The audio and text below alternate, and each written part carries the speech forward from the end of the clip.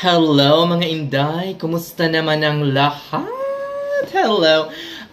Hindi lang talaga ako makatiis ngayon at gusto kong mag-create ng content kasi nga, nakakaloka day. May nag-PM sa akin kung kumusta ba daw yung life ko sa US. Actually, wala ako sa US ngayon. Out of the US ako, nag-travel ako. I'm on my paid time off. So, bayad ako kahit nasa labas ako ng US and technically, I'm on my vacation. Itong si ate girl nagtatanong kung kumusta ba daw yung life ko dito. Ang sabi ko naman, okay naman. Um, tinatanong niya kung, um, tinatanong niya actually kung magkano ba daw yung sahod na natatanggap ko every month. Kasi gusto niyang mag-US. This girl is nurse din, kagaya ko, nasa Saudi rin ngayon. Tapos, dinisregard ko lang, hindi ko inansaran yung question na yun, guys. Kasi nga, napaka-confidential. Ate, kung sino ka man, for me, kung magkano man yung exact na tinatanggap ko every month, ay wala ka na dun. Okay, even yung hourly rate ko, I'm so sorry, pero hindi ko pwedeng i-disclose. Kasi pagdating mo sa US as a registered nurse or USRN, iba-iba tayo ng sahod depending on your area of specialty. Iba-iba din tayo ng length of experience. May iba more than 10 years, more than 5 years, more than 15 years. So, nakabase ang yung sahod dito as an entry-level nurse dito sa US based sa experience mo at sa specialty mo. So, it's not a guarantee na kung ano yung sinasahod ko ngayon, yun din yung sasahurin mo, total or net. So, nakadepende yun kung gaano kahaba yung length of experience mo. Maaring mas mataas kaysa sa akin, maaring ding mas mababa.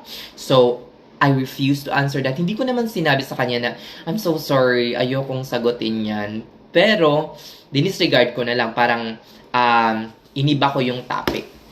Tapos si ate girl, nagtanong na kung magkano ba daw yung nagagastos ko dito sa US. Itong si ate girl, sabi ko, depende. Pero in my case, sinabi ko na yung totoo, dito sa Ohio, depende rin yan sa state. So, in my case, sabi ko, umaabot ako ng yung bills ko, kasama na yung car, lahat na expenses. Umaabot ako ng nasa mga $1,900 papuntang $2,200. Pero, nakakapag-save pa rin ako ng pera ko. Nakakapag-save pa rin ako buwan-buwan. Kahit ganun kataas yung sahod. So, expect mo na more than 2,000 yung sahod every month. Like, ayokong i-disclose na. So, expect mo talaga. Kasi nakakapag-save naman ako. Lalo na kapag nag-OT ka, mas makakapag-save ka. Kasi, dito, hindi mo ramdam na nag-OT ka dahil. Sa Saudi, ang normal working hours namin, 48 hours. Kapag ginawa mo ang 48 hours dito, dito sa Amerika, ay para ka na rin nag-OT, day. At believe me, isang OT mo lang per week, nakakaloka. Nakakaloka ang magiging sahod mo, day. So, isang OT per week, magiging 2 per sahod, nakakaloka talaga. As in. Charis. Lalo na kapag wala ka na sa employer mo at nagta-travel nurse ka na at masipag ka pa, naku, day, ewan ko na lang. So, itong si ate girl, ang daming mga tanong. Tapos, mapilit talaga siya. Tinatanong niya talaga kung magkano yung sahod ko. Sabi ko, diniretso ko na siya kasi mapilit nga eh. Sabi ko, dito sa Amerika, napaka-confidential ng sahod. Hindi basta-basta dinidisclose kahit kanino man. So, ang sabi niya, parang ganun kasi yung tono ng hindi naman ganun yung tono or kasi hindi naman niya sinabi in voice, naka-chat yun. Parang yung tono, yung parang ayoko na mag-Amerika pag ganyan, hindi ko nga alam kung magkano yung sahod ng isang nurse. Ayoko na ganyan, nawalan na ako ng gana na mag-Amerika. Una sa lahat, ate girl, hindi ka pa nga USRN, nakakaloka.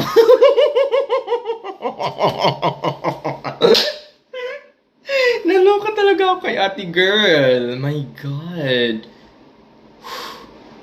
Ang daming gustong mag-Amerika, pero nakailang ulit na kumuha ng NCLEX. Pero, syempre, hindi naman nila i-disclose kung nakailang ulit na sila kumuha ng NCLEX, di ba? Kasi wala namang makakaalam kung hindi mo sasabihin. So, in the first place, ate girl, una sa lahat, hindi lahat ng nangangarap ng makapag-Amerika is nakakarating dito sa Amerika. Okay? Yung mga may NCLEX na nga, USRN na, dahil nagkukumahog ngayon, nakapila, naabutan ng retrogression. Nakakaloka. Hindi ka kawalan kung hindi mo gustong pumunta ng Amerika, kung gusto mong magstay sa Saudi Arabia. Wala akong issue about Saudi Arabia. I am very thankful to Saudi Arabia because if not because of Saudi Arabia, wala ako dito sa Amerika. Hindi ako makakaipon, hindi ako makakasave ng enough money para makapunta dito sa Amerika. Ultimo nga yung NCLEX, ang hirap i-take. Kasi nga gagastos ka ng 100,000 tapos hindi mo pa alam kung makakapasa ka or hindi. So I'm very thankful to Saudi Arabia because if not because of me working in Saudi Arabia, kung hindi ako binigyan ng opportunity to work in Saudi Arabia, baka hindi ako napunta dito as a nurse sa Amerika. So, ate girl, only the best of the best nurse come here to the United States of America. Not everyone is given that opportunity. You have to prove yourself first. Isa lang masasabi ko, try taking the NCLEX, die. Naloka talaga ako, die. Nakakaloka. But anyway, ang fresh ko dito, die, no? Parang, ganda ng ilaw. My God. Parang ayoko nung, nakakaloka si ate. Hi. But anyway, kung ayaw mo talagang pumunta dito sa Amerika, that's fine. Isa lang masasabi ko, kung sulit ba talagang mag-work dito sa Amerika. Isipin mo na lang, ate, lahat halos ng mga kilala kong Indian and Filipino nurses from Canada pumupunta dito sa Amerika. They have been in Canada for 5, 6, 7, 10 years. Indian nurses still come here to the United States of America. UK nurses who have been in the UK for more than 5 years, 6 years, 4 years still go here to the US. Nurses coming from New Zealand, Ireland. Nurses from the place na masasabi nating parang okay na. I mean, napakaganda na ng buhay doon. Pwede nilang madala yung pamilya nila. Pwede silang maging PR or permanent residents. Ay nagsipuntahan sa Amerika. Yun lang masasabi ko, dahil. So, dapat maisip mo rin, ano kaya ang meron sa Amerika? Bakit itong mga UK nurses, itong mga Canadian nurses na, itong mga Canadian RN na, itong mga nasa ibang panig ng mundo, pumupunta dito sa Amerika? Bakit kaya? Ano kaya ang rason? Bukod sa pagdating mo dito ay permanent residence ka na, and after 5 years, you can apply for citizenship. Ano kaya, Day? No comment!